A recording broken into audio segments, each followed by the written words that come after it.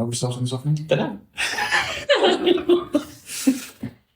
Welcome to Cloudhouse ChatterVault. Stephen and I are your hosts for today. We'll do briefer introductions in a second, but the idea of this session is to give you a wider perspective on some areas that we've encountered recently in terms of feedback from clients and some of our prospects, but also some of the common areas that seem to be appearing in the press recently about certain things that are happening in terms of issues with IT systems. So my name is Jon Deadman. I'm the head of pre-sales consulting for Cloudhouse, and with me is Stephen. I'm Stephen Earl. I'm the head of product at Cloudhouse. And as John says, our aim here is to try and go through market trends that we see, things where we can relate what happens in IT to the real world. Because IT is a really hard topic to think of when you're thinking about you. So, for instance, one of the situations that we were talking about the other day was around how simple things like IT change management, and to most people that's really boring subject, very, very dry. But there's a lot of work involved in doing change management, and it has real world impacts. And one of the things we were talking about was the recent supermarket stuff that's been happening here in the UK.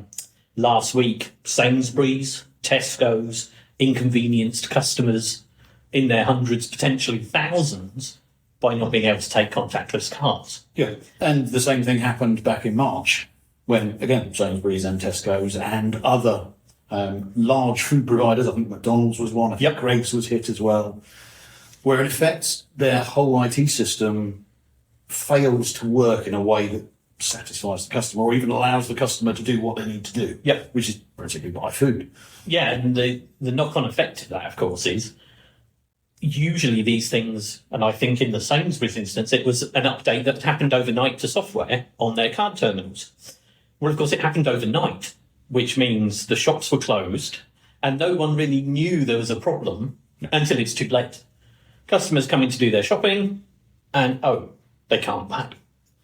And with the convenience now of things like Apple Pay and Google Pay, which all rely on NFC, tap and go, if your tap and go machine isn't working, you're stuck. How do you pay?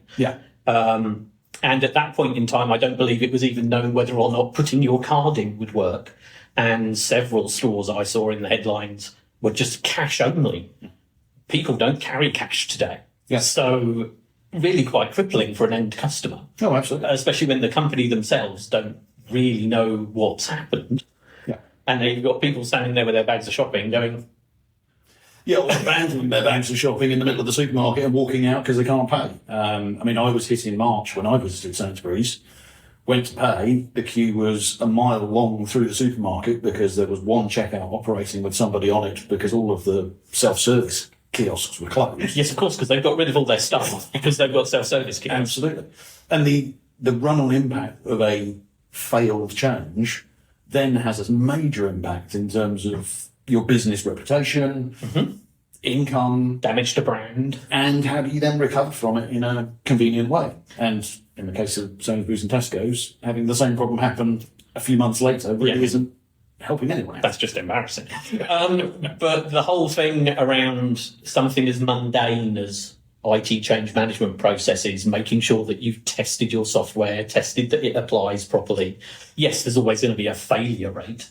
And you can imagine, rolling out an update to hundreds of thousands of pay terminals. Yeah, you might have a failure rate in there. But really, that level of failure where you just can't accept payments, that affects real people's lives. And something as simple as a check not being done or I not being dotted, T being crossed, ends up having that real world impact. And I think large organisations need to make sure that they acknowledge that there are end customers here. And it may well have been a third party update by the payment provider. It may not have been Tesco's or Sainsbury's, but they're the impact. They're the brand that gets they're the ones getting the pain associated to it. It's not Global Payments or whoever their payment provider might be or whoever rolled it out. It's that end customer experience. Precisely. They're the ones that are going to get blamed regardless. But I think that talks to a sort of wider point, as you were alluding to. Change management, while it's a painful process that's usually fairly well defined, although potentially not as well followed as the definition makes it sound. We were at Pink 24 earlier this year, and we asked the question of the people that were coming to the presentation we were doing, how many people have got a change management system and how many of their changes actually go through that change management system. And we put some fairly high numbers in there thinking, well, nobody's ever going to select that. And we had over 50% of the respondents saying that over half the changes that go through their organisation aren't managed by change control. Yeah, and that was just an off-the-cuff survey. I mean, we didn't really dig down in depth. It was just the presentation we were giving, that level of trying to get some audience engagement. We just threw out, 5 questions in total. And it was alarming to a degree to come back and see just how unimplemented change seemed to be in those organisations. It was great that the organisations were happy to kind of give that information up, because most people wouldn't admit to something as fundamental in their IT organisation as being something that isn't being used. Precisely. Its whole point is governance. And when you think that companies are looking at making change management and turn it into change enablement, they're already behind the line, because people aren't even following it as change management. How can you hope to evolve from managing change to enabling change if you can't get your hands around it? And I think the difficulty with what is seen as the change management process or the stages that have to go through is invariably you have to potentially react fast to situations as they occur. And so there's going to be exceptions as to the process, and you can skip in and join at this point to actually get something implemented to fix. But I think that get around is quite heavily used just as a way of getting a change through without actually having huge oversight associated. And some people did bring that up as a topic of they see lots of changes being implemented as a result of incidents at short notice in order to avoid the formal process. Whether it seems burdensome or over bureaucratic, organisations have to get a grip on how to streamline it and make these kind of checks and balances processes just part of what people do, which means reducing friction. It means making sure that those change management teams aren't seen as being a stick. Really, change management should be a carrot. To get things done, all you have to do is go through these 1, 2, 3 steps, but not make it arduous or seen as an inconvenience. Otherwise, just as in real life, people will take the path of least resistance. If the path of least resistance is, we'll raise an urgent incident and we'll do this, then that's what they'll do. The workaround is always the quick solution to get something done, even if it's not the formally defined process of how things should be done. Exactly. So the more blockers and hurdles you can remove from that process, either through a mechanism of either simplifying the process down, focusing it more so the right level of governance is in place around the change, but also trying to automate where possible to try and bring in a level of powerful computing to help focus on areas that need to be resolved rather than tick box exercises around has this change been completed around all of these elements. And then it's just, and usually a lot of it comes to trust and risk.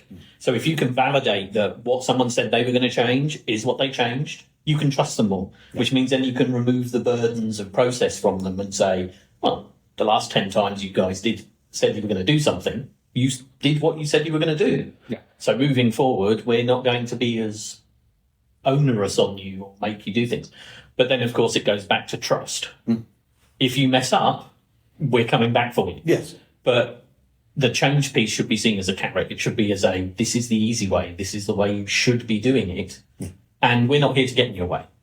No, absolutely. It's about, as you said, it's about enablement. It's about trying to make the change happen. And that's how businesses become more innovative, scalable, and be able to actually drive a new process model, a new solution, a new piece of tech, whatever it is that they're trying to head towards from their business objectives, is actually going to be focused in on particular projects and particular elements that are driving through, and simplifying those processes that are hindering that or have to be solved before that can drive forward just makes a lot of sense in terms of the value that people are adding into the process as well.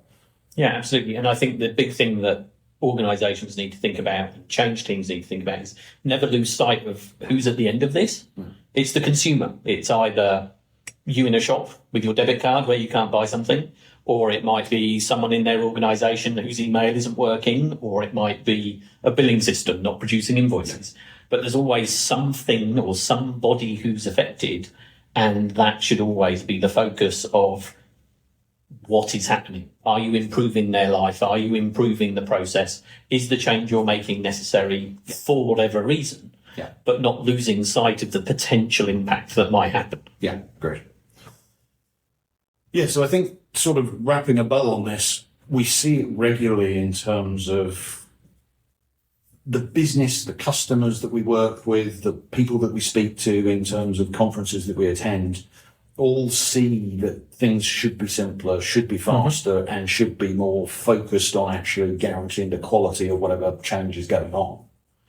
The risks associated to that, the blockers that come up, the hindrances that appear, the hurdles that need to be crossed, which inevitably leads to processes being sped up to get round it.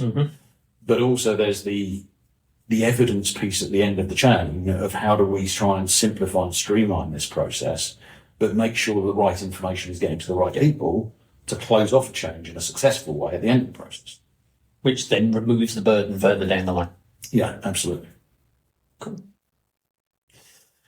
So that's a quick overview of what we thought about change management that we've talked about over the last few months that we thought would be valuable to share with you. We're looking to make a long series of these podcasts with a number of different topics coming up over the next few months. We look forward to you joining those. And if you have any comments or questions associated to this, please feel free to ask them in the chat below and we'll answer those in a following session. More than happy. Thank you very much.